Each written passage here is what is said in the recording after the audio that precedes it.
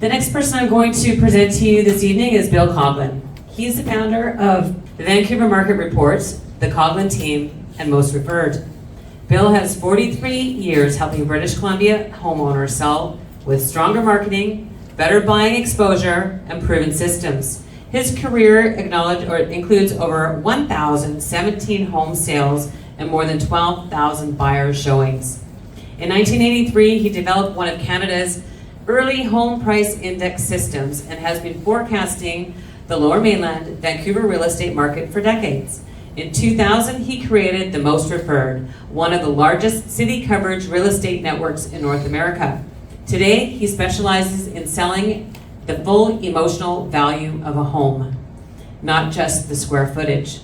Bill's Why We Love Living Here marketing uses professional narrated listing movies, lifestyle storytelling, market reports, Vancouver direction, buyer exposure, and auction-style marketing to help sellers create more demand. Let's give Bill a warm welcome.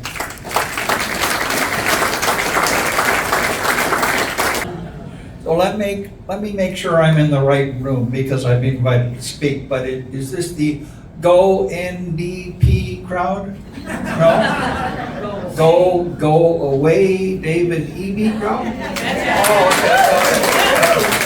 You know, I speak in many different groups, but bottom line is, you guys, I'm here to help protect you. So we do have a problem. In Abbotsford, I'm looking at all these owners. You have dropped $460,000 from the peak. That's your cash. You cannot get it back. It's not coming back anytime soon, probably in our lifetime. But it disappeared off of your table. When I sit with people and we talk about their wealth management, I like to even pull out of my pocket some bills. You know, we'll put $40 on the table, pretend it's 400,000, right? Say, okay, go flush this, it's gone. It's actually gone. And we just watch our equity and our wealth go down, down, down. So the typical thing for many people is you don't do anything, I'll wait it out. Well, I'm here to tell you some facts, and I'm not trying to scare you. I apologize. I try to be the most positive person you'll ever meet, but I bring with me facts, something to think about. And it's called protect your wealth. Just don't let it erode. And for example, some people have investments. Well, if they're both going down, turn your losers into winners. There's strategy planning, there's wealth management. Adrian's the expert on all sorts of, he's got all the other supporting people, but you'll see things like he might recommend the multifamily developments the government is throwing a crazy amount of money at, doing 4% mortgages, which actually makes a profit, not lose, right? It might be in Edmonton, it might be in Ontario, but whatever, there's different opportunities to save that 400,000 from disappearing more, okay? So you will hear many stories on the internet and the news, and most people don't have the accurate data to tell you actually what's going on. I'm 43 years of forecasting, and for me this is an 8,000 hour study. That's like two PhDs of time. I feel the market. I forecast the market with extreme accuracy, but listen, it can change in a heartbeat. If the federal government dropped the interest rates in half, like in 2008, we went from 6 to 3. In 2019, we went down to 1.4% mortgages. You guys, Carney was involved in both of those. Why are we a 6.25% 5-year mortgage today? Like, that's killing the entire world here. Like, I myself, beyond selling real estate, I developed over 99 acres of land into residential housing. I quit. I'm out. My last subdivision is hurting me. It's taken away my retirement. I can't afford it. And it's hard to get typical bank financing. as a developer, so I've been paying up to 14% on some of my mortgages. You guys, the developers in this province have all gone. Alberta, Texas, Florida, no taxes. It's like we've scared the living daylights out of our construction industry. And to put that in perspective, in any of North American society, our construction, our real estate is right around a third, 30%, 33% of our entire GNP. If we're building homes, that's 20 man-years of work for one house. The guy that plants the tree, the guy, the logging truck, the lumber, the roofer, the plumber, those jobs are gone when we shut down. Let's have a look at a slide. Now, I've been told very simply that I have to say, next slide, please. Okay, got it. Okay, so yeah. I wasn't trying to speak yet. Heavy on the please. But bottom line is, real estate in general, folks, is on consumer confidence. Are we going to have inflation on our price? I'm going to make some money. Is this exciting? And then look at this. We've got people today are worried about what? The economy, the land changes, the mortgage rates, the inflation, government spending like crazy. By the way, skill testing question, make sure I'm in the right crowd. If you double the administration for healthcare, does that make twice as effective surgeries? No. You guys, a good crowd, okay? Double government bureaucracy drops the efficiency by, gotta be to 10%, I don't know. Yeah, and our medical services, listen, I'm a walking miracle here. My first cancer was 20 years ago. Doctor said to me, Bill, you're a lucky man.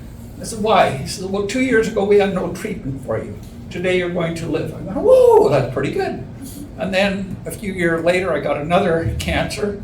He says, Bill, you're a lucky man. Why? Well, 2 years ago we had no treatment for you. You're going to live. Here I am, 20 years later, guys. I'm a walking miracle. But let's just say seriously, that cost $1 million for all my treatments. We don't have the cash to do that for everybody, especially if we bring in 5 million new people into Canada. We go from 37 to 41 million or whatever it is. Those people come here with almost no health care. They need the whole works at once. How are we going to pay for that? We haven't increased the beds hardly. You know, our budget on the medical services hasn't, we're already taxed to the nines.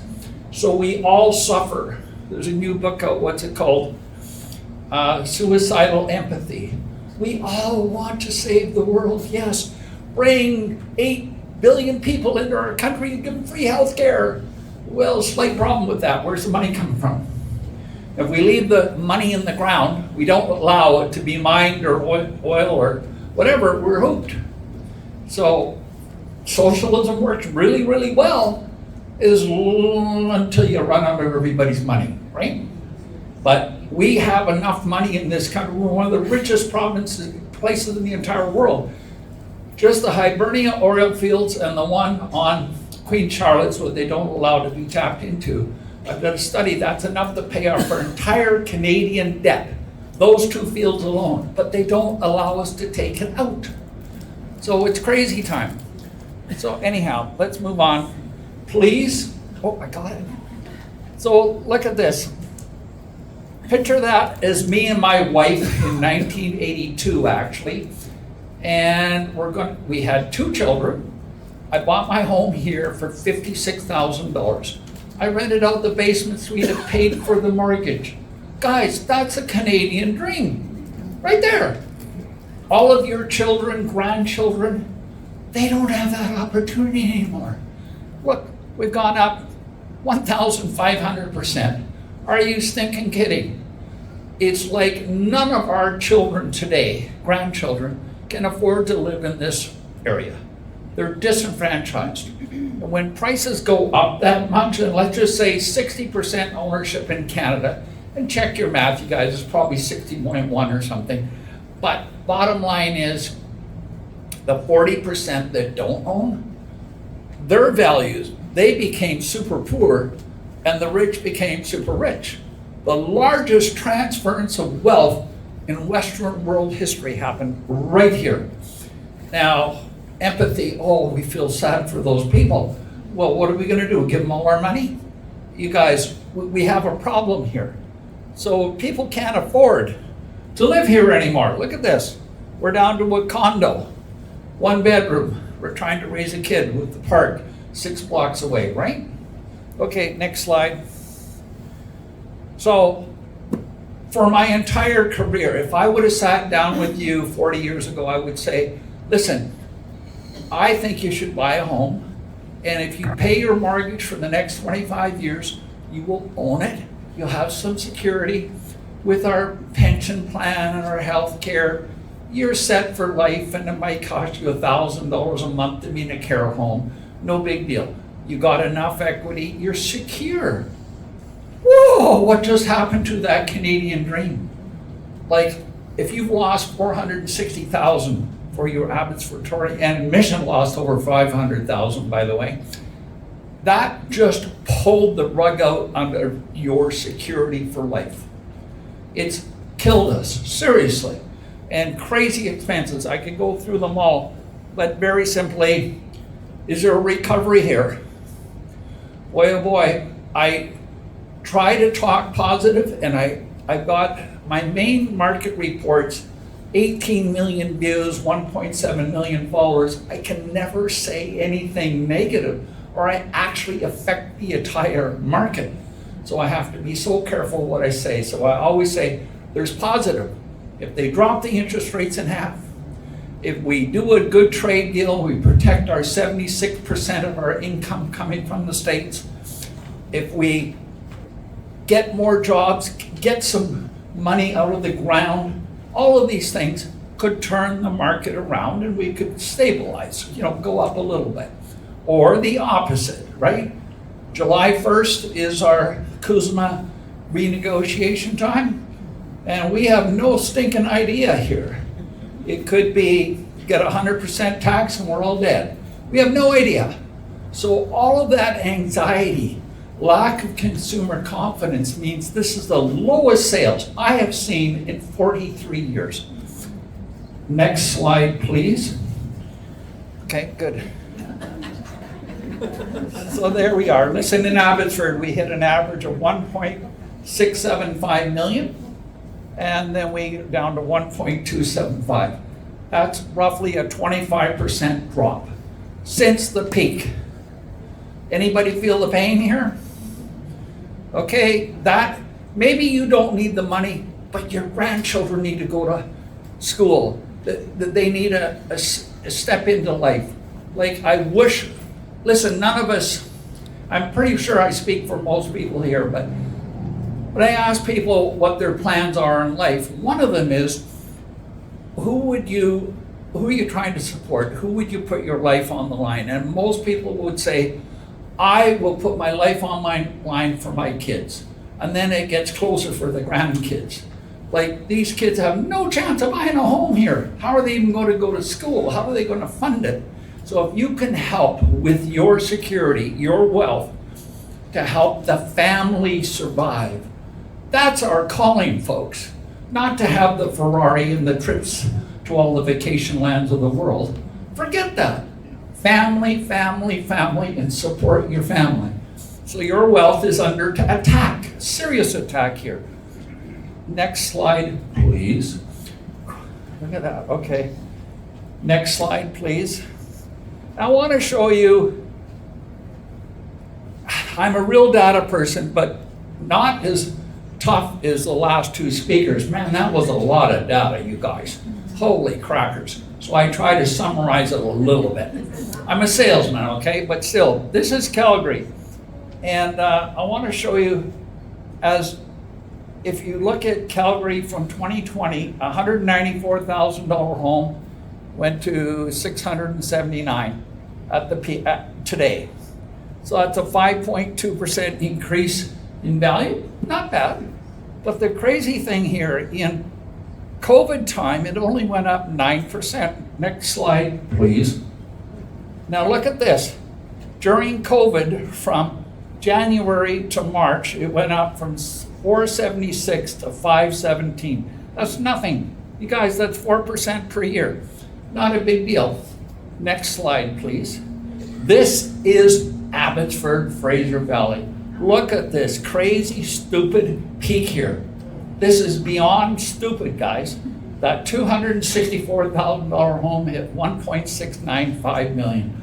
Holy crackers. Why did that happen? Next slide. Please, please. Sorry. That was two pleases. That gets me credit. Okay, good. So look at this. That $933,000 home in Abbotsford hit 1.6 million. That is, what is, I can't read the far side, but 45, whatever the far number is. But anyhow, bottom line, it's up 35.5% per year. Holy crackers. You guys, this is not logical thinking. This is not 1 + 1. This is gold fever.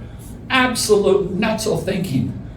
The left side of the brain, which is 1 + 1 more or less, is gone. It's the high emotion, go, go, go. And it kills all of us. The government had a responsibility here. They did absolutely nothing. If anything, whenever government has a responsibility, they're a year too late. Next slide, please. Look at the difference between Calgary, the bottom line. That's stable, folks. We all should have this, just stable forecasting future. You retire, you own a home, you got some equity, you can pay your health care, everything, we're solid. Now, you look at the top one with Abbotsford during COVID, Mission itself went over 100% higher in those year and a half. 100%. What did the government do wrong? Watch this, next. Okay, well, by the way, this is 1982 when I started real estate. We went up 108%, but we dropped 69% in the following year. So listen, I'm the only guy that actually has this data. I've been collecting that from 1982. And boy, do I love studying this stuff, right? It's my wheelhouse, okay? Next slide, please. Now this is the 208 drop. Now I forecast this exactly in May 28th, my anniversary. We are dropping. We dropped 16%. We're supposed to drop another 25. Zero realtors believe me. Zero Canadian economists forecast. I forecast this. And I sold my home in the exact peak for double the price anybody thought possible. So, I put my money up where I walk the walk. Next. These are our number of new home sales. Basically, this is a measurement per year of how many homes we build per year on the MLS system. I want you to look at the peak here of 6,963 homes in 1992. This was when all that Hong Kong money came in. Now I want you to look at today. We're actually at 121, but I extrapolated for the end of the year at 250.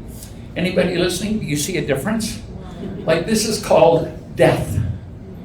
Our building industry in this province is dead. Nobody can afford to build a home and sell it for a profit. They're actually losing money to build a home today. High mortgages, high expenses, all the bureaucracy, the years it takes to build it. My gosh, you guys, a recipe to kill a country. There you go. Next slide. Now, this is an interesting one. I'm sorry, I pretended my name was Rita. I'm going to show you a whole bunch of data. Okay, so anyhow, you see the blue line here? That is our Canadian buyers.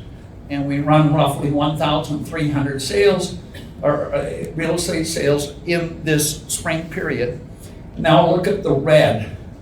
The first on the left in the mid-90s, that's Hong Kong money. $500 billion came in. $500 billion. And then look at the red ones here. This is the mainland China. Like 2 trillion total buying power in Canada, but Vancouver and Toronto primarily, okay? All of that red money is Chinese money, and it came into our market and destroyed us.